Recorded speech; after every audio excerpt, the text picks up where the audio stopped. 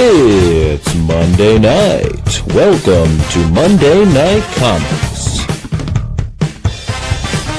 Only on Comics with Dan.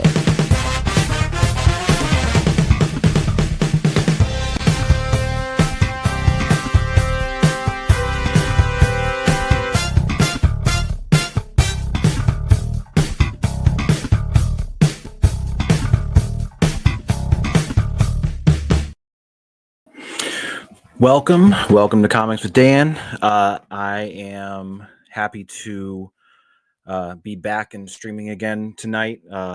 It's been a long week, but we've got some good comics to talk about, and we have with us today Ed Brisson, who actually wrote probably my favorite book of the year last year with The Displaced. So I'm going to add Ed here. Welcome, Ed. How's it going? Hey, I'm doing okay. And yourself? Pretty well. Thanks so much for coming on. I really appreciate it. No problem. Thanks for having me.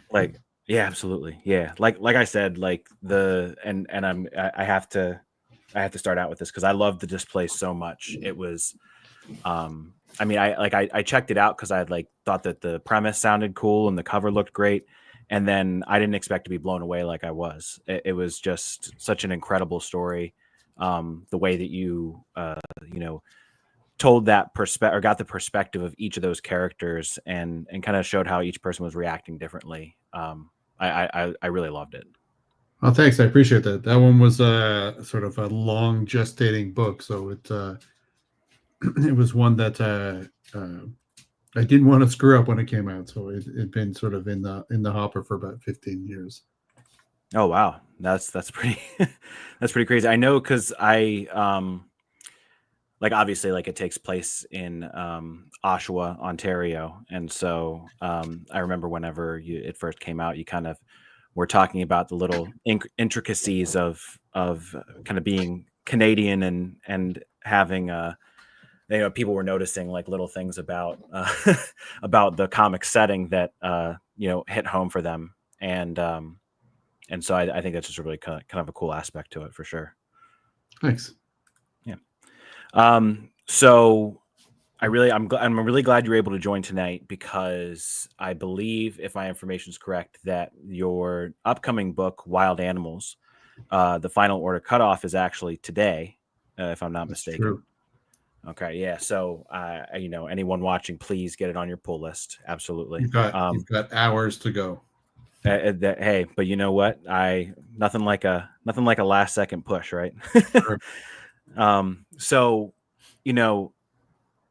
and this is something that I saw on The Displaced as well, but the whole creative team on this book were you guys brought out all the stops here, right? I mean, Andy Kuhn's art is fantastic. D. Cunniffe, who was also on The Displaced, he crushed it again. And I really loved Rob Jones' letters because how well they fit Andy's art.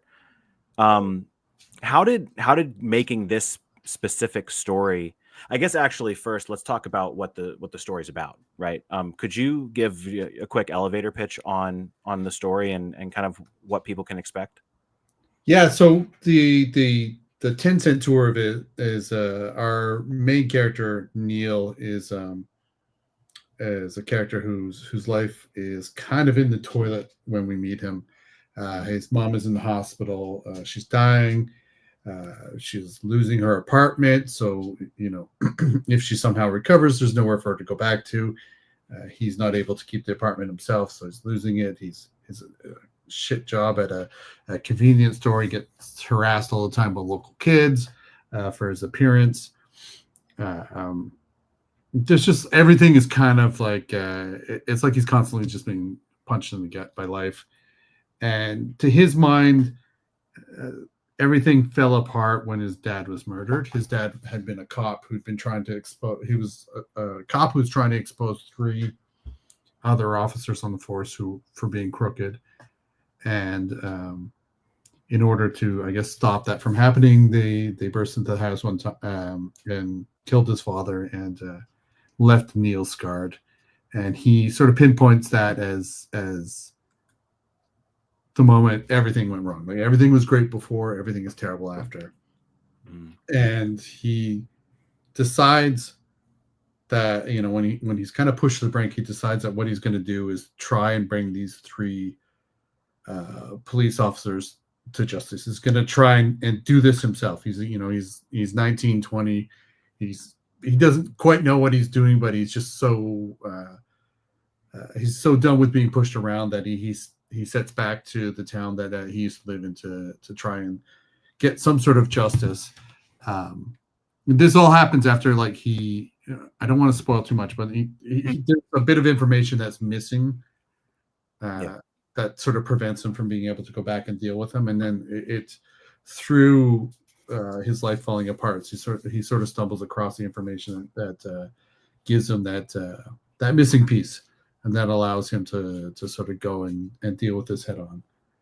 And so that's kind of where we kick off the series, and you know, we spend time with him, you know, going forward in subsequent issues when he goes back to his old hometown that he barely recognizes. He left when he was about 5 or 6, and he's trying to find these three men and trying to figure out really how he's going to do it, how he's going to bring them to justice, how he's going to make these people pay for what he did. But it's a revenge story about somebody who's well out of his depth, but is just kind of driven by anger, driven by this idea of who his father was, and kind of living up to the expectations of who his dad was.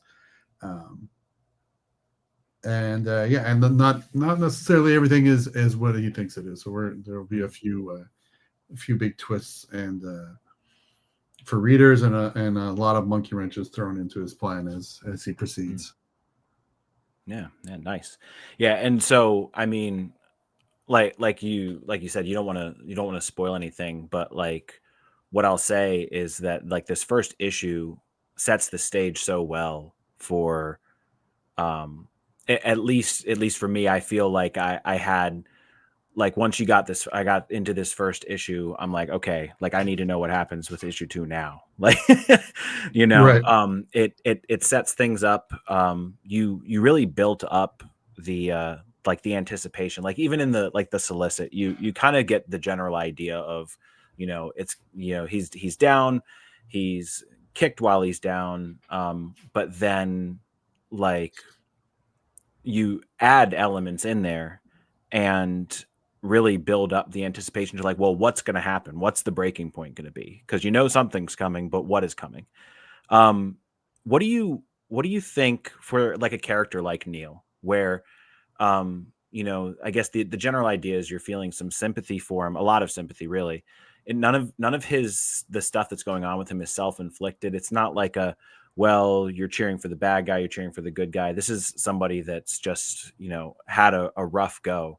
What's important about writing a character like that, and what are, like, some significant hurdles or challenges when trying to really portray a character in a specific way like that?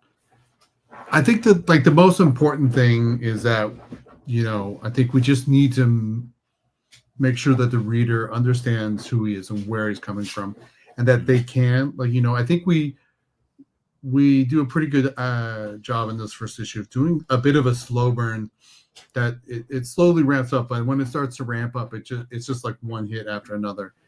And I think, you know, everybody has had a time in their life where they felt helpless, or where it seems like the world is closing in on them. So, like, I'm really trying to sort of capture that feeling in writing Neil, and how, like, everything, he's trying, you know, you can see throughout the book, he's really just trying to make everything work, and nothing is, you know, and there's nothing he can do about it. So yeah, for me, the big thing was really just taking that time. Like, the first issue is it's like 30 pages. So rather than like a 20-pager, you get a 30-page sort of intro. And it was important to me that we have that extra real estate so we could really take that time, spend it with Neil, really learn who he is, learn, you know, what it is that he's facing, learn what it is that he's dealt with in the past, and just get a sense of, like, of his helplessness, without just being like, you know, life's kicking me all the time, it sucks and stuff. We want to, like, just slowly take you through and kind of show you what's happening to him, rather than always just kind of holding the reader's hand and telling them. And I think, I feel like we did a pretty good issue. Like I just did another proof on the issue today as we sent it off to print, and I was pretty happy with it. It's sometimes tough to reread your writing before after it's out of your hands, but yeah, this is one I'm still very, very happy about. Yeah. No, I mean, and like I said, the amount of information that you provided at the beginning, and I think that like the 30 pages were perfect, right? Because I think that was needed, and like I feel like we have what we need, right, to now be like, okay, like what's Neil gonna do now? Like what's he gonna do? And so it's and like my first impressions are like, I just really hope, like, because like you said, everyone's gone through times where they feel like the odds are like against them and everything, and obviously maybe not to Neil's level, but just knowing the feeling of that weight that gets lifted off of you, I am crossing my fingers that Neil gets that weight lifted off of him by the end.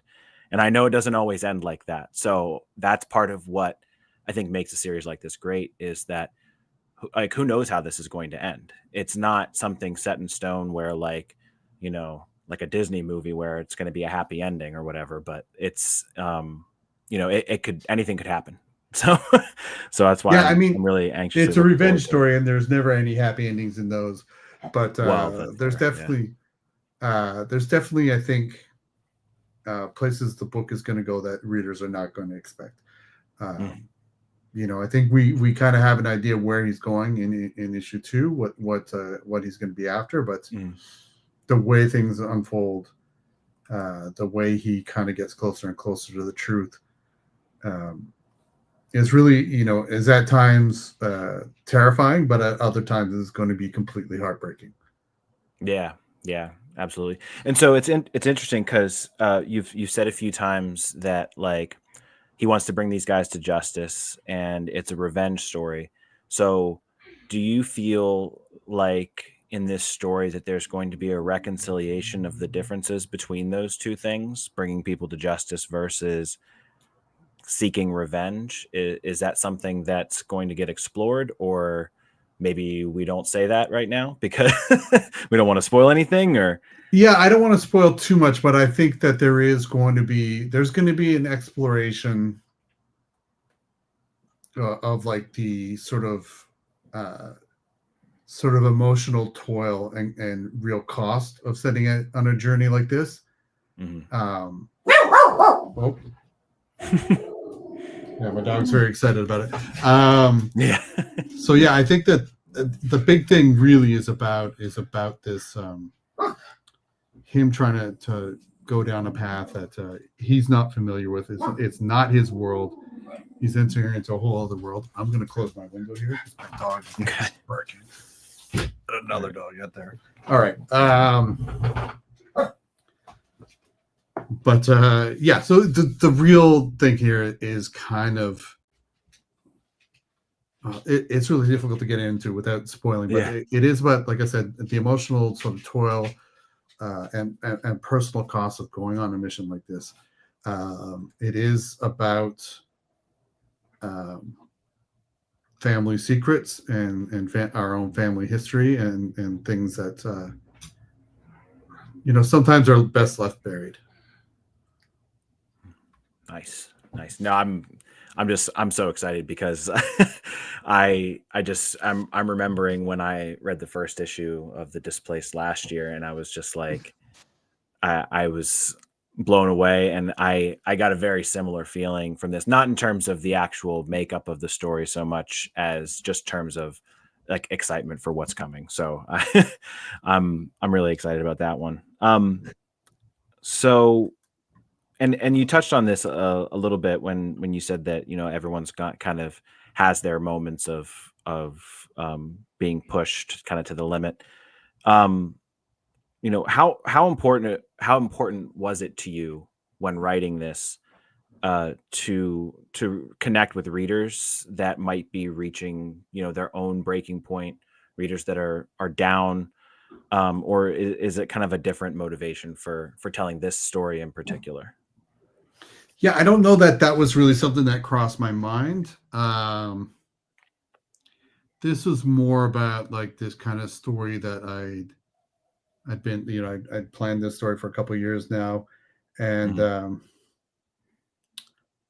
yeah, it was really it was more about just kind of really exploring this character, and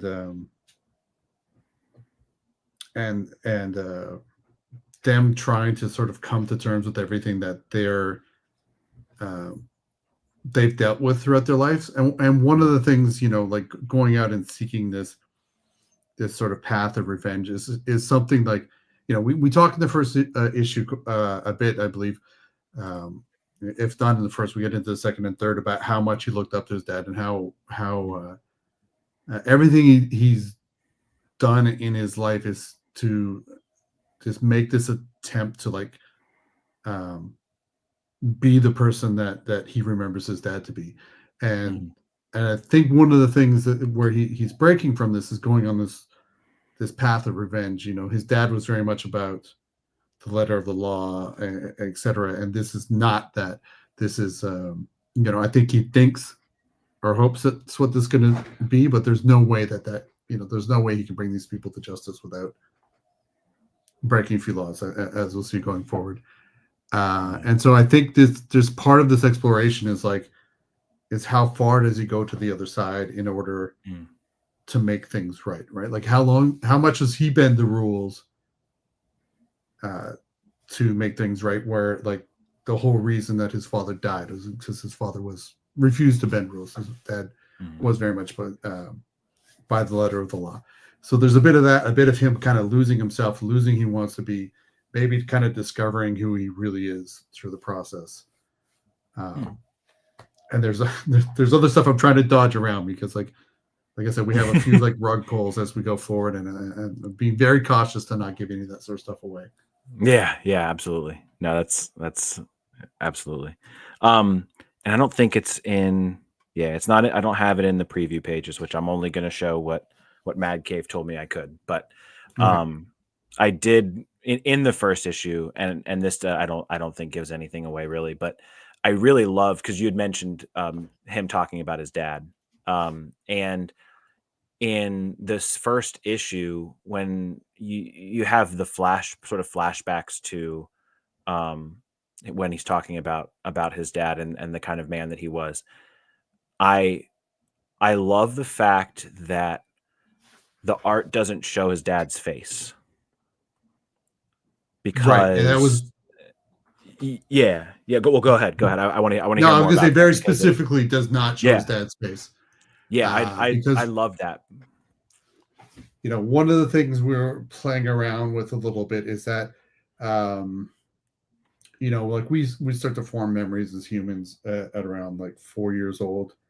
But people who've been through incredibly traumatic situations don't form memories until a little bit later, 5 or 6. They sometimes cannot remember if they've had traumatic childhoods. They don't remember. This is not in all cases, but it's not uncommon. And so we wanted to sort of give it that feeling of these memories that were just like they were there, but just kind of like just at a grasp. You know what I mean? Like it was he was getting parts of it, and he even says in that bit, like, a lot of he's at the point in his life where he can't remember what is really his own memory and what is what's come from his mom. What are the stories that his mom related about his own father? Right. And those bits are going to come into play very important later on in the story. Okay. Yeah, I mean, I just think like that's such a I don't want to say entirely unique to comics, but a way of having the art work into the storytelling in a way that not a lot of mediums can accomplish. being able to do that where you're playing on that, not I don't want to say playing, but you're working into the fact that he had this traumatic experience, that his memory of it is it's hazy, right? And it's at the same time, like, how can he can't possibly forget something like that, but the Exactly. details start becoming a little more questionable to him. So now I and that at that part was some of my favorite parts of the issue. Oh, thank you. I did really like that. So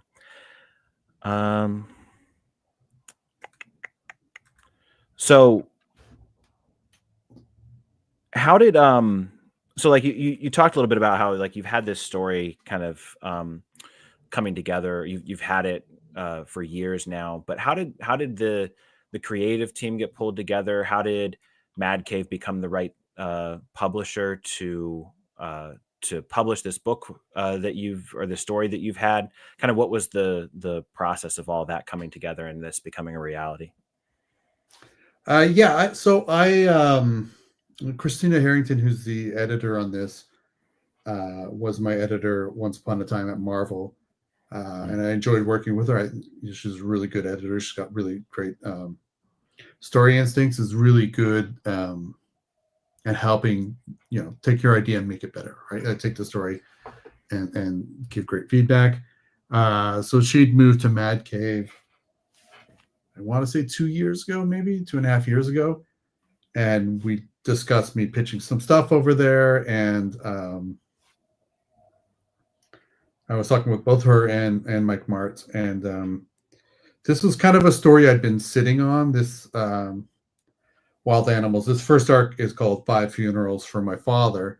And the long-term hope, comic sales nothing's ever guaranteed, but the long-term hope is that Wild Animals will continue after this 5 issues, and that we'll do several 5-issue standalone arcs, all set in the same town that Neil is heading to in the second issue, which is called Albion Flats, which is a fictional town strictly for this series.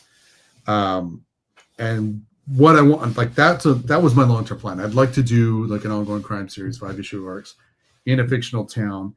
And this one felt like the perfect way to bring us into the town. Like, it's about someone who's not living there at the time who goes back there to carry out this mission of his. But like, crime is a hard sell. And so when I was talking to Christina and Mike, I kind of pitched that idea that I want to do this crime series, and they were very excited about it. And so I literally just put the pitch together, sent it off to them. I don't think I'd ever showed it to anyone else before, just to them, and they were into it. And I think we signed. It's been in development for a little time, so I think we signed it late 2023, and I started writing it in early 2024. And they just seemed interested in straight crime. I wanted to do straight crime again. It's one of my favorite genres to write. I don't get to write straight crime very often. And really, just their interest and my interest happened to collide, and here we are, a year and a bit later. Yeah. And so, like, how did like Andy and sorry, I guess I skipped that part. Andy Kuhn is someone who I've always wanted to work with. I always liked his work, and had been following him for years. And we were trying to like come up with something for this book that it's straight crime. It gets pretty intense at times, but I wanted something that was maybe like, I wanted to work with someone that was maybe like a little bit unexpected for this type of story. And Andy seemed like a really good fit for what we were hoping to achieve. He's got his style's a little like cartoony at times, but like I think he carries the emotion and the acting. He's really good at that, and it gives it like a really interesting feel, I think. So I think I just reached out to him on Twitter and asked if he was available. He was, and we signed contracts, and it was that easy. With D is somebody that I had worked with on the displays before. I really like working with D. I think he's an incredibly smart colorist. He does. I like the way he helps set mood with his coloring. I think he puts a lot of care and thought into that. And yeah, I just enjoy working with him. And so, I asked him, he was available. And so he was on the book. And Rob Jones is someone I was, I'll be honest, I wasn't familiar with before going over to Mad Cave to do this book. I often work with Hassan as a letterer, but he wasn't available at the time. And so Mad Cave sort of had sent me over a few letterers that they thought might be a good fit. And Rob has that he does that similar thing that I really like that Hassan does. It's like he's clearly put a lot of thought into things. It doesn't feel like, I lettered myself for 12 years, I think. And I was always like a very traditional sort of standard letterer. And I never, like, if I'm going to have a letterer that's like that, I'll just do it myself. I want someone who's going to do it in a style that's not like me, that's not going to letter like me, but make some really smart, really intentional choices. And Rob Jones definitely is one of those people. It looks very interesting. It looks, it doesn't look like it's digitally produced. It looks almost like hand drawn. And there's just like a roughness to his work that I really enjoy, and I think is like a perfect fit for this. Yeah. No, and I mean, like, and I think that Hassan is probably the best letterer in the business, and this easily could have been his work. That's how good Rob did on this book. Is that like you could hold him right up there with any of the best letterers out there, and I haven't been reading comics for a super long time. I mean, like some people have been reading them for 30 years. I've only been reading for maybe 6-7 years, but I've always been drawn to what the letterers do just because of how much of an impact they can have on a book.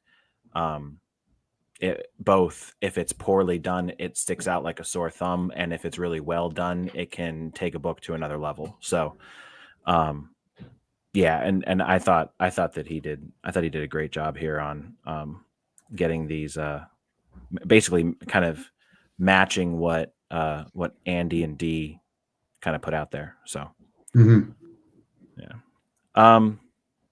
I know.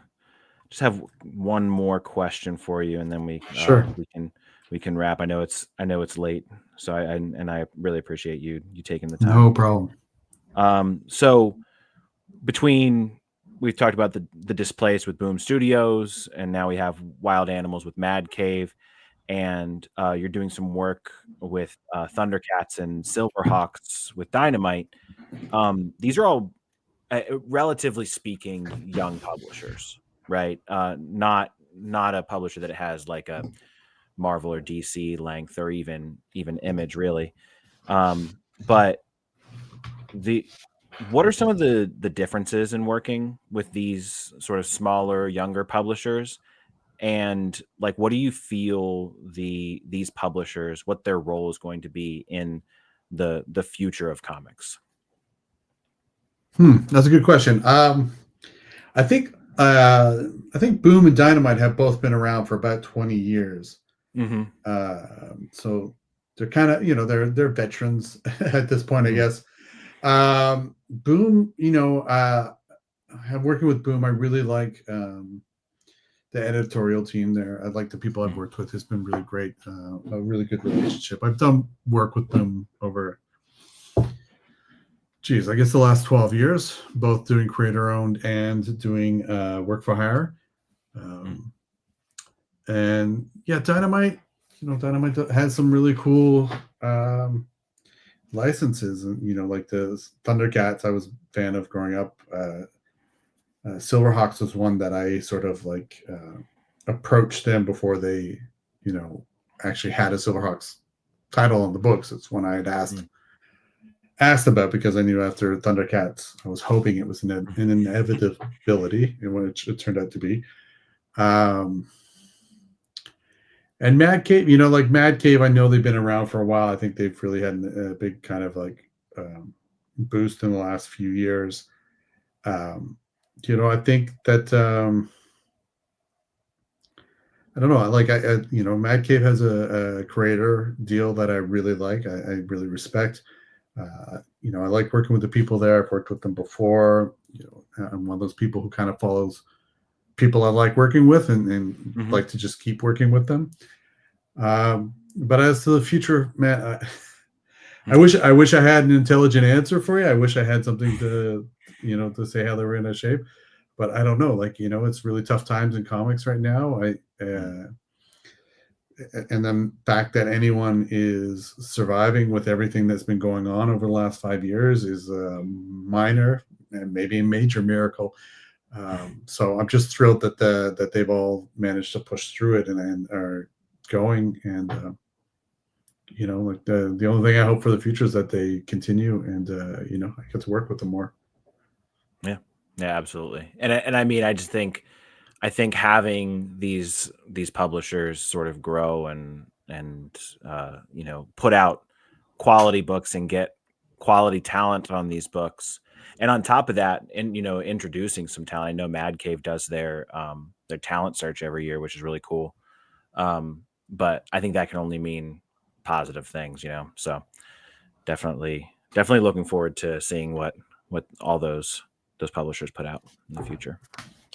So, well, I really appreciate your time, man. No problem. I will. I'll let you go, and you have an open invitation to come talk about any of your books on the show anytime you want. Awesome. Well, thanks a lot, man. Have a good night. Absolutely. Thank you. You too. See ya. See ya. Bye. All right. Thanks so much to Ed. Wild Animals #1. Final order cutoff is today, so you have a few hours, all right, to make sure that you get that on your pull list.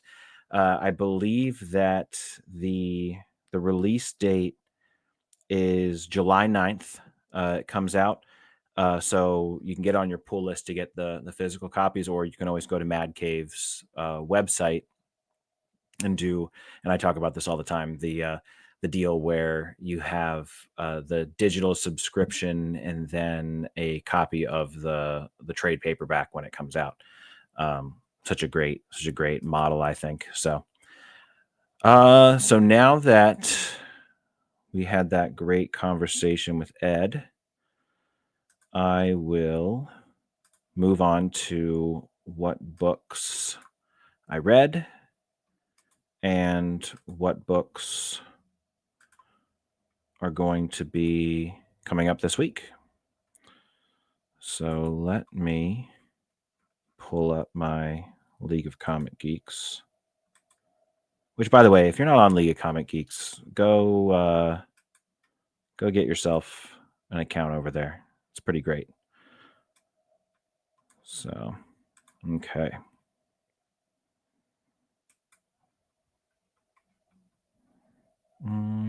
Okay, my community lists. Monday Night Comics. Okay. Absolute Batman #9. This was really solid. I don't know that I quite loved it as much as the general consensus on here, although this is interesting. There's apparently a Dick Grayson cameo, which, now that I think about it, let me see if I have this over here. I want to see if they actually even have on in here that that's actually him.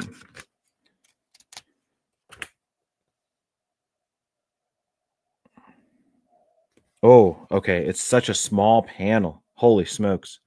All right, check this out.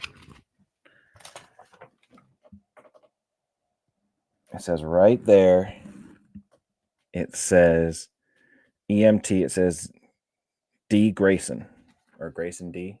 Yeah, Grayson D. All right. I can't believe I missed that. And that's the thing about these Absolute Batman. It's like, look how many panels that page has. I think it's funny. I think that Scott Snyder and Nick Dragotta like take pride in the fact that they have fit so many panels into one page, which is kind of funny. But this was pretty good. I think that the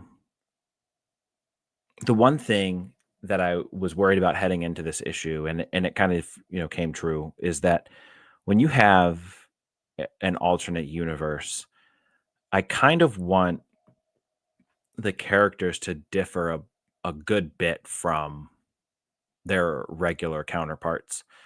And to me, it seems like Bane is kind of the same, but just bigger. He's very eloquent and well spoken, and that's all good. But he doesn't really do much different than what I think regular Bane would do. So, not that it's that terrible, but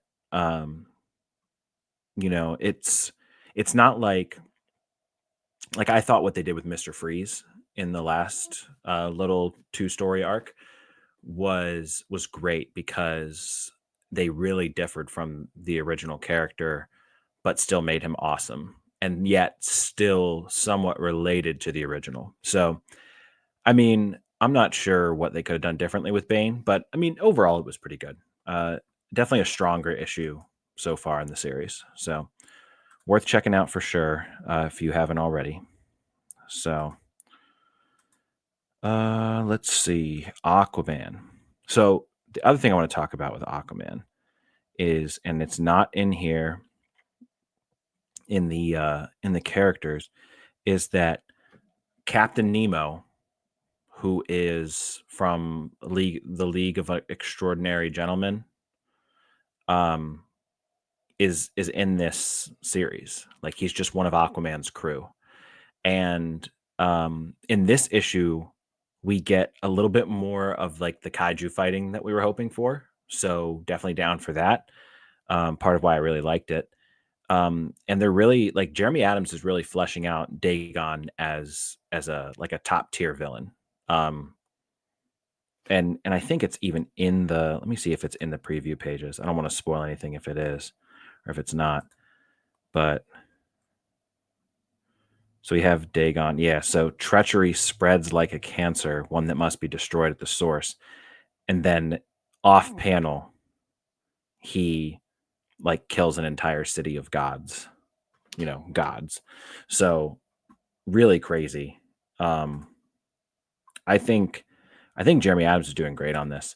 I do hope that that we see this tie into the DC All In and Absolute Universes and what happened with Darkseid, because it seems like that's the direction it's heading, but it sort of has not steered away from that, but hasn't continued steering in that direction. So it, like, if you think about it, it like veered a little bit towards it, but it's all the way over there. And so, like, it's turning in that direction, but it's not really going all that fast over there. But if it's a slow burn thing, then I'm here for it. I do kind of wonder, like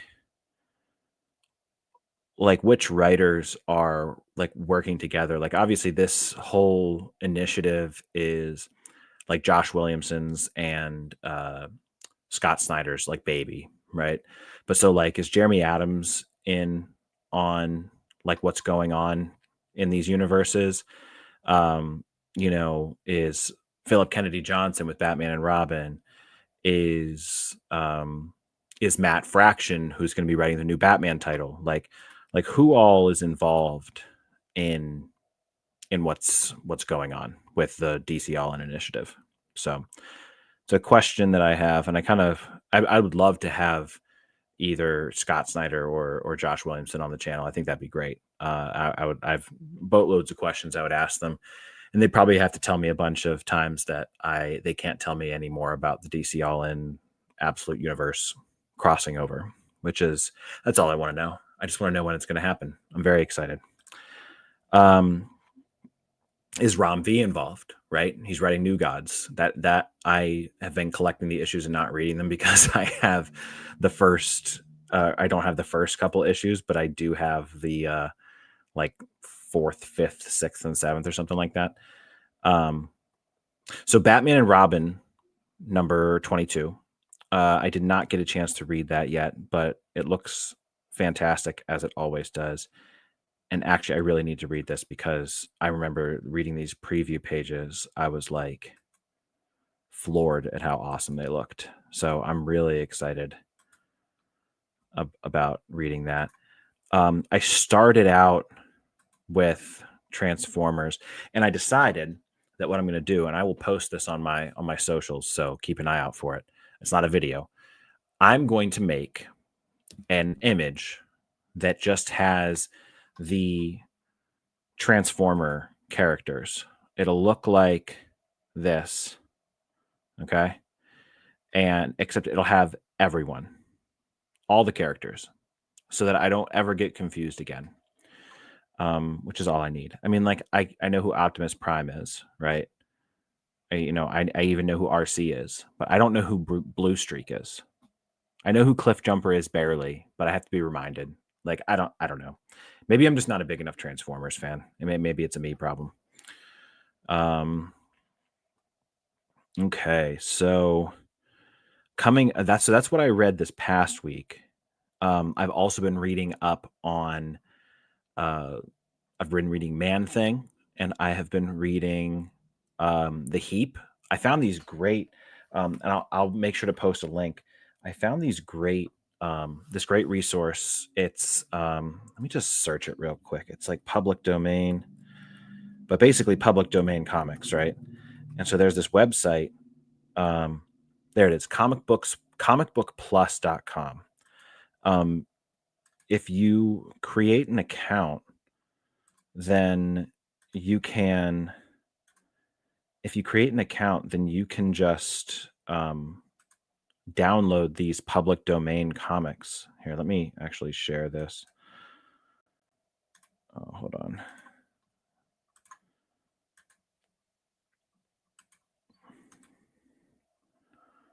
All right, and so this is what it looks like, right? It's got all these different things, and look, it even like has like these dime novels, pulp magazines, old time radio, which is cool. But it's got so many comics in it. And so like if I just search The Heap, all right, the one thing that came up was the Heap Golden Age Archives, right? And this user uploaded these 4 volumes of all of the Heap stories within like Air Fighters comics and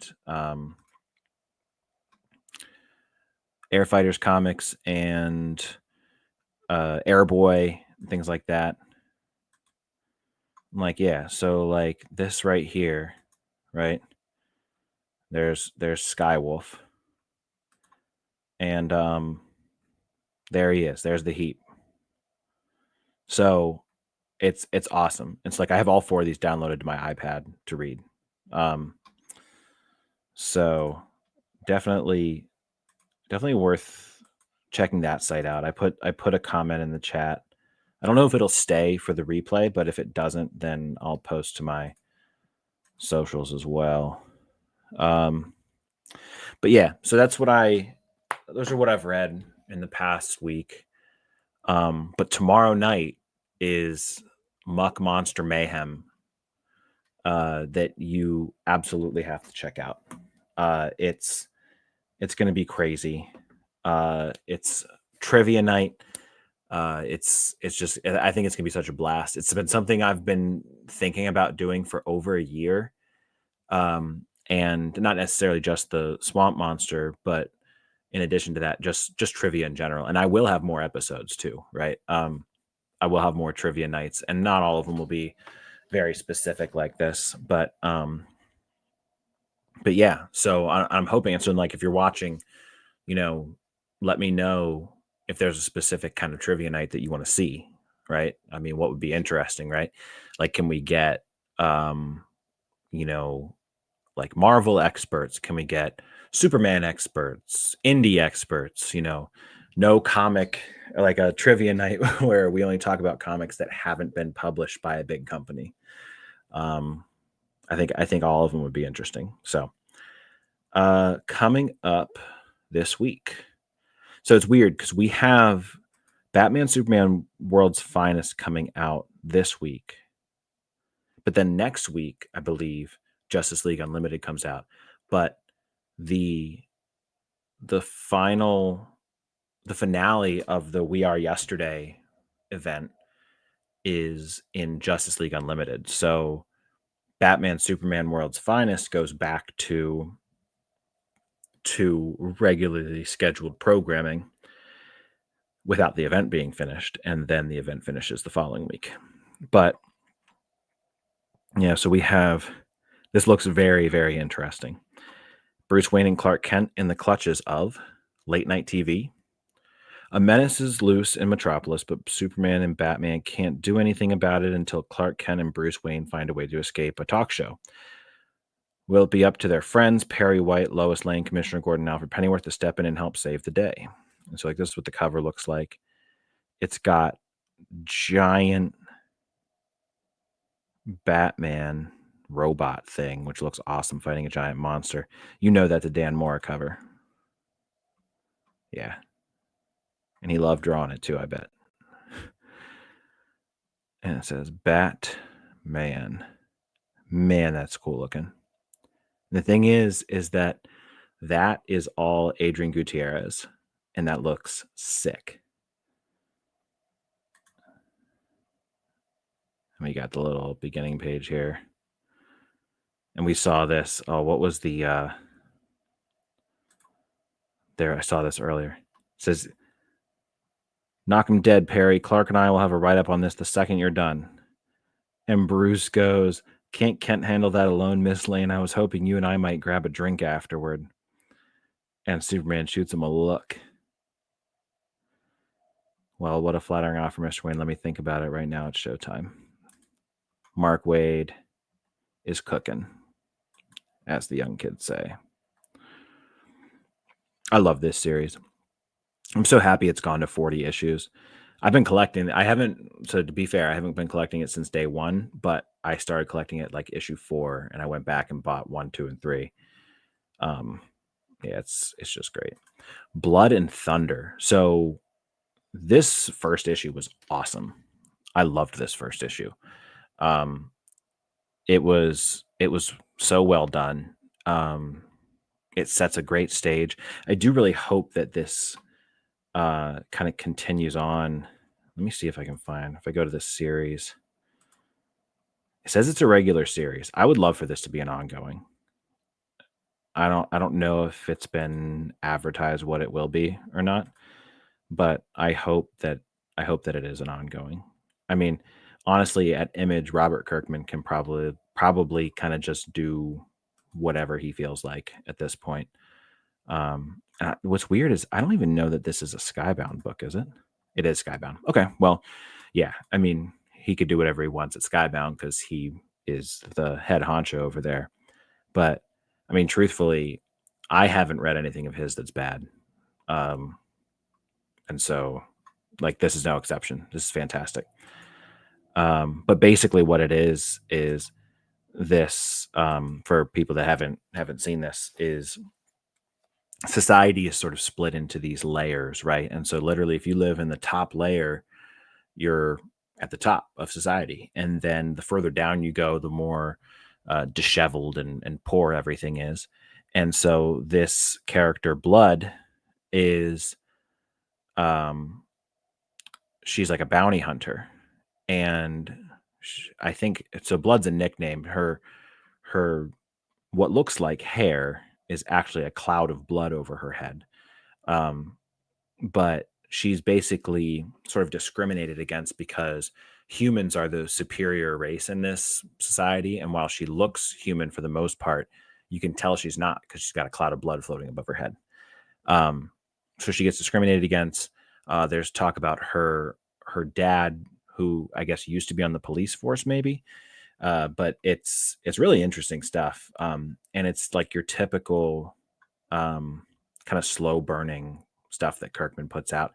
Now, he's not the writer, quote unquote, of the series, right? He wrote the story, but this this Benito Cereno is the writer of the series. So Acadelma Bledsoe. There we go. And then and so the reason it's called Blood and Thunder is that she's called Blood and her sentient AI gun is Thunder. So great book. Very excited to read that one.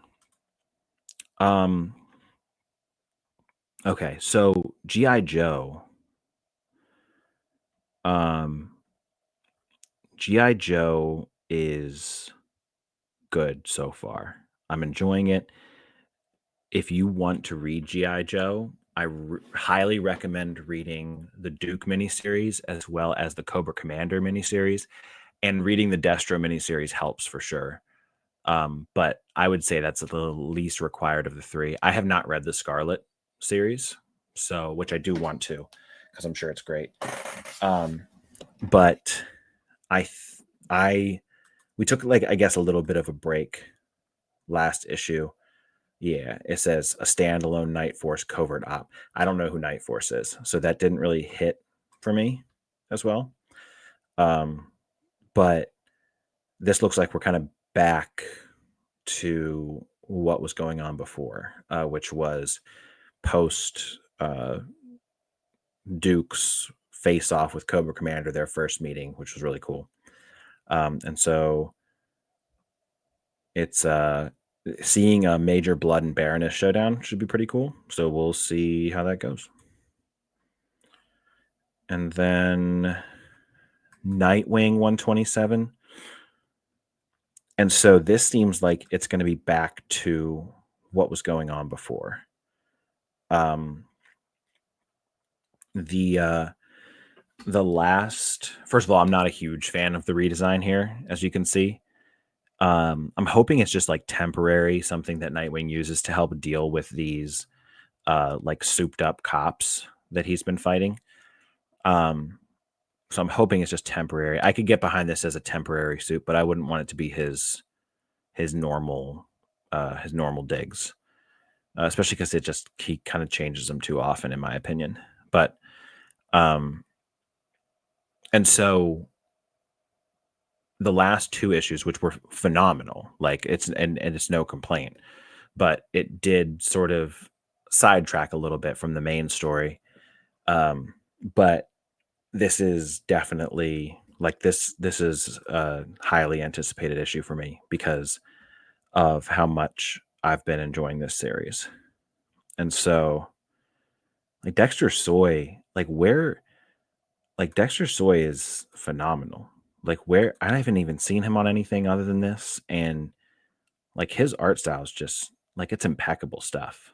I mean, I love it, but like look, he draws a great Babs and Dick Grayson, like, and so that's the other thing, right? Is that one of the things that I think Tom Taylor did really well, even if he like kind of teased us a bit with it, is, you know, keeping Dick Grayson and Barbara Gordon together.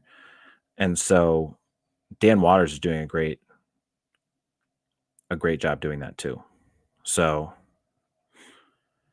this is I'm really looking forward to this one. This could possibly be this would be the thing I would be looking forward to the most if it wasn't for the final book that I'm going to talk about here, and that's Superman Unlimited. So in the last issue, basically just to kind of like summarize things a little bit, man. No, trivia. Oh, shoot. Trivia is tomorrow night, Matt.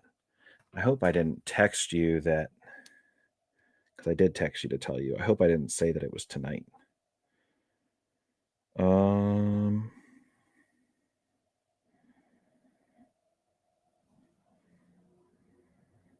Let's see.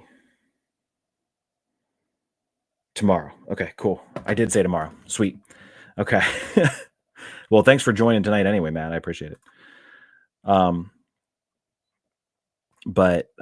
So with Superman Unlimited last month, we got a bunch of exposition about like what has happened to Superman so far. Great spot for new readers. So if anyone's looking to get into Superman Unlimited #1 is a great spot. But then basically, like, long story short, Superman punches a kryptonite meteor out of the way and then gets like knocked out for 6 months. And he wakes up to this little Brazilian village becoming a world superpower because they have all this kryptonite. And now, like, it puts the Superman family on level pegging with everyone. And I think that's exactly what's needed for this. I think it's great. And I do like Dan Slott's writing. I mean, he wrote like the Spider-Verse stuff, and like, while I don't love multiverse stuff, I feel like he did really well with that. And so I'm definitely looking forward to what's coming up here. So we'll see how that goes, but very, very exciting stuff. Yeah, so the notifications work. That is good, and I appreciate that you're getting the notifications. So, yeah, I mean, it's and yeah, so tomorrow night's the trivia. I am really, really excited for it. And it should be a good time. It should be a good time. All right. And so that's kind of it for tonight. Puts us at pretty close to an hour. But I appreciate everyone checking in and seeing what's up. And I hope that you all tune in tomorrow when the trivia showdown of the year is happening. So tomorrow night at 9 p.m. Eastern time, make sure you click the subscribe button and the notification bell to make sure that you don't miss it. And I believe that's all I have for the night. So thanks everyone for watching, and like, subscribe, and have a good evening.